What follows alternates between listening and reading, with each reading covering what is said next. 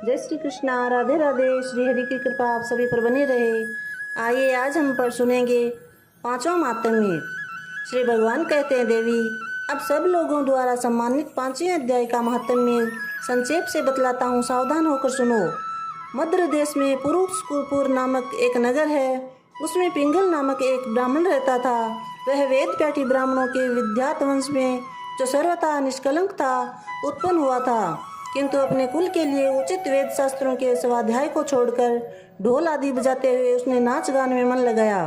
गीत नृत्य और बाजा बजाने की कला में परिश्रम करके पिंगल ने बड़ी प्रसिद्धि प्राप्त कर ली और उसी से उसका राजभवन में भी प्रवेश हो गया।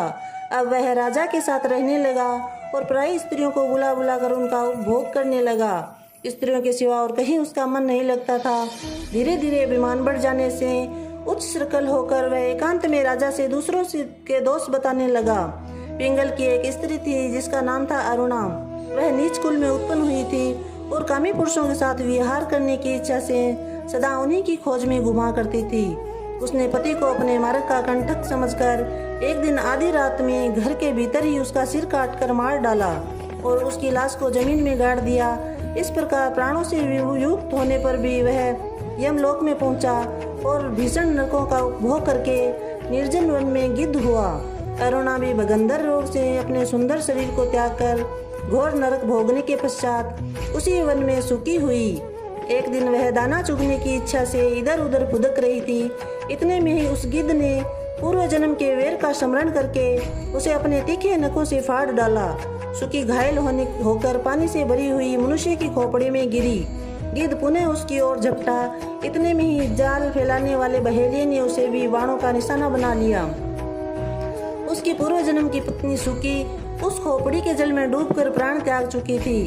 फिर वह क्रूर पक्षी भी उसी में गिरकर डूब गया। तब यमराज के दूत उन दोनों को यमराज के लोक में ले गए।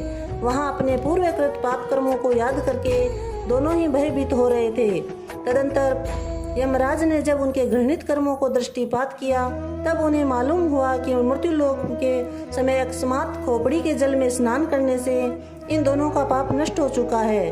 तब उन्होंने इन दोनों को मनोवांछित लोक में जाने की आज्ञा दी।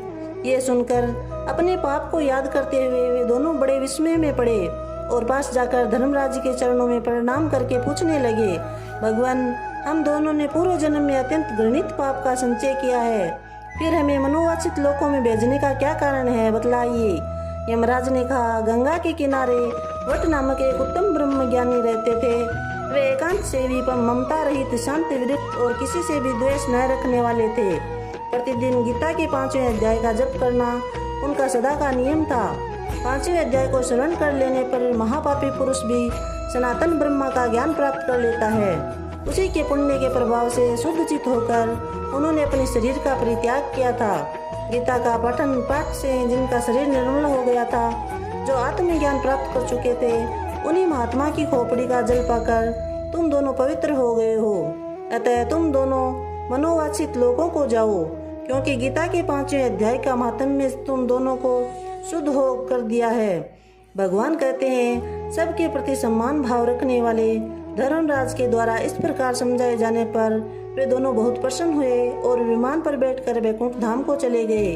बोली श्री कृष्ण चंद्र भगवान की जय। जय श्री कृष्णा। राधे राधे।